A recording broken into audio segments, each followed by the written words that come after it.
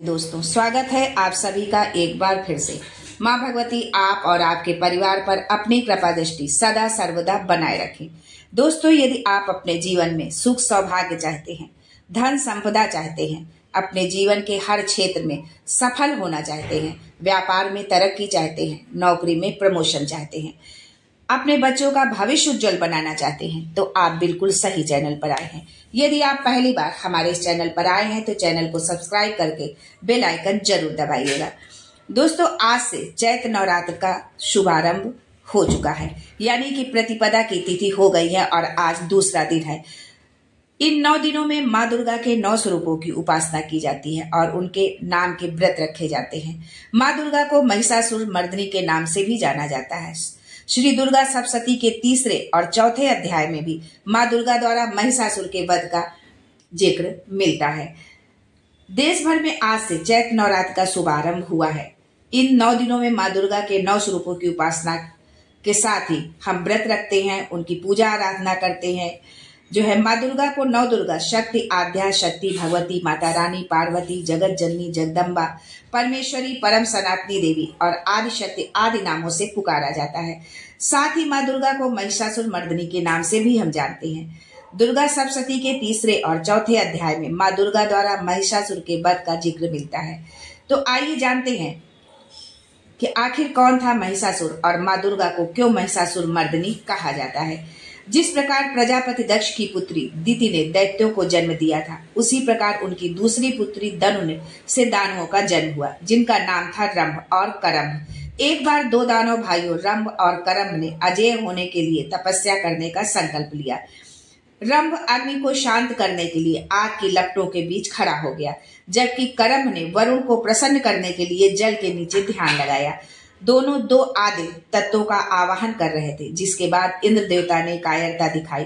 इंद्र देवता को डर था कि दोनों दानव भाई उसे स्वर्ग से निकाल देंगे, इसलिए इंद्र देवता ने दोनों पर आक्रमण कर दिया। पहले उन्होंने मगरमच्छ का रूप धारण करके जल में प्रवेश किया और करम्भ की मृत्यु कर दी। फिर वो रंभ की हत्या करने के उद्देश्य से अग्नि में प्रविष्ट हुए, परंतु अग्नि ने उसी पर हमला कर दिया। अग्निदेव रंभ को भक्ति के प्रसन्न थे, रंभ की भक्ति से प्रसन्न थे और उसे मरता हुआ नहीं देख सकते थे। फिर अग्नि देवता विजयी हुए, परंतु जैसे ही इंद्र भागे, रंभ ने कुल्हाड़ी उठा ली और उसने अपने प्राण त्यागने का निश्चय किया, क्योंकि रंभ को करम्भ की मृत्यु के समाचार ने अंदर तक तोड़ दिया था। फिर जैसे ही रंभ अपने प्राण त्यागने वाला था, अग्निदेव ने उसका हाथ रोक लिया।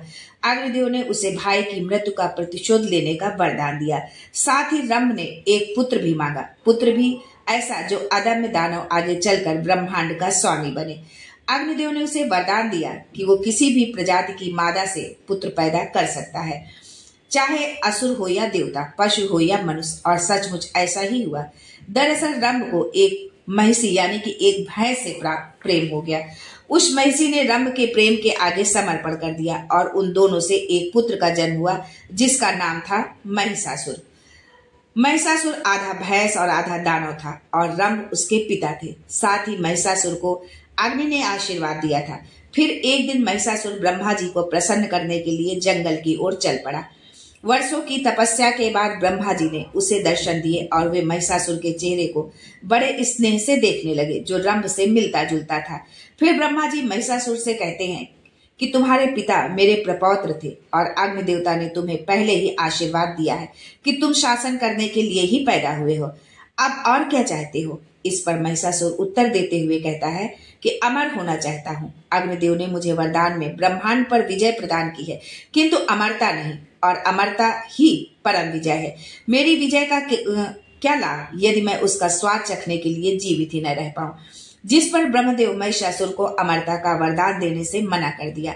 उसके बाद महिषासुर ने ब्रह्म देवता से ये वरदान मांगा कि स्त्री के अतिरिक्त कोई मुझे मार ना पाए।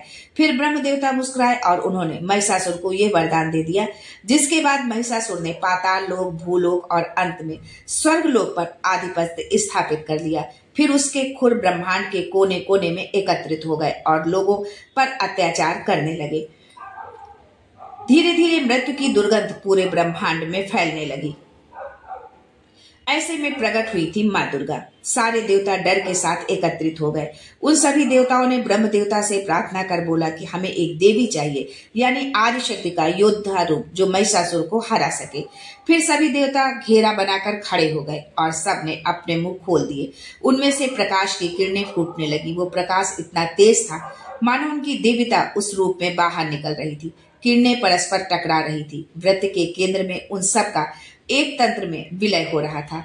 वो एक सुलगते हुए नक्षत्र में रूपांतरित हो रहा था। फिर उसने स्त्री का रूप लेना शुरू कर दिया, जिनका ऊंचा मस्तक, अनेक अंग, सुनहरा रंग, देवतागण उस तेज में स्वयं को ढाल रहे थे। उनमें से प्रत्येक से निकल रही किरणें अनेक गर्भनालों की भांति अपना सर्वश्रेष्ठ तत्व देवी तक पहुंचा रही थी। महादेव उनके चेहरे और भगवान विष्णु उनकी भुजाओं को आकार दे रहे थे। इंद्र देवता उनकी कमर और वरुण देवता उसकी जांघों का रूप प्रदान कर रहे थे। धर्म ने उसके कूल्हे और ब्रह्म देवता ने उनके पैरों को आकार दिया। अंत में वायु देवता ने उन्हें कान दिए और अग्नि ने उनकी आंखें बनाई। इस तरह सभी देवताओं की ऊर्जा से एक देवी का रूप प्रकट हुआ, जिनका नाम माँ दुर्गा रखा गया, यानी कि रक्षक। उसके बाद भगवान विष्णु ने अपना चक्र और भोलेनाथ ने अपना त्रिशूल माँ दुर्गा को दिया। इंद्र देवता ने उन्हें वज्र और वायु ने धनुष प्रदान किया। माँ दुर्गा ने वरुण से शंख और यम से उनका दंड प्राप्त किया।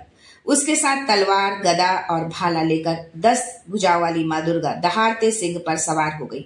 माँ दुर्गा और महिषासुर का युद्ध 9 दिन तक चला। महिषासुर अपना रूप बदलता रहा और देवी दुर्गा उन सब का विनाश करती रही। 10वें दिन माँ दुर्गा ने महिषासुर को नीचे गिरा दिया और उसके शरीर को भाले से छलनी कर दिया। रक्त से लथपथ महिषासुर मरने वाला था और माँ दुर्गा उसे देख रही थी। अंत में माँ दुर्गा ने महिषासुर का सिर तलवार से काट डाला। ये थी महिषासुर की जो है कहानी जो है, और महिषासुर का जन्म कैसे हुआ।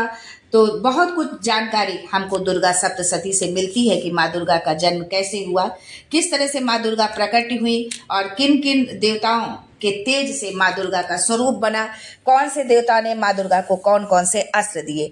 ये बहुत सारी जानकारी हमको दुर्गा सप्तशती से मिलती है। लेकिन कुछ ऐसी चीजें हैं जो कि हमें दुर्गा सप्तशती में नहीं लिखा हुआ। ये तो लिखा हुआ है कि ब्रह्मा जी ने महिषासुर को वरदान दिया, लेकिन उसके पीछे की कथा क्या है ये नहीं लिखी। ये बताने की आपको कोशिश की है कि मुझे विश्वास है कि आपको ये कथा जो है, ये जानकारी आपको अच्छी लगेगी। माता रानी जो है अपने 9 रूपों में 9 दिन जो है अपने 9 रूपों में अपने भक्तों की रक्षा के लिए, अपने भक्तों के उद्धार के लिए इस पृथ्वी पर अवतरित होती हैं। उनका जो है भ्रमण होता रहता है। इसलिए इन 9 दिनों में माँ की पूजा आराधना पूरे विश्वास के साथ और पूरे आस्था के साथ करें जो है, और जो नियम है उन नियमों का पालन करते हुए यदि आप उनकी पूजा आराधना करते हैं, यदि आपने अखंड ज्योत जलाई है तो उस अखंड ज्योत में माँ दुर्गा की शक्ति समाहित होती है। तो आप माँ दुर्गा जो है शक्ति स्वरूपा है, तो आप उस अखंड ज्योति को माँ दुर्गा की तरह ही उनका जो है देख रेख करें, जो है उनका ख्याल रखें, उनकी सेवा करें। माँ दुर्गा अपने भक्तों को कभी निराश नहीं करती हैं। आपकी भी जो भी कामना हो माँ दुर्गा से प्रार्थना करें, माता रानी आपकी सभी कामनाओं को जरूर पूर्ण करेंगी। आज के लिए बस इतना ही। फिर मिलते हैं कुछ नया, कुछ अलग, कुछ अद्भुत लेकर। तब तक के लिए जय Mata Di and thanks for watching my video.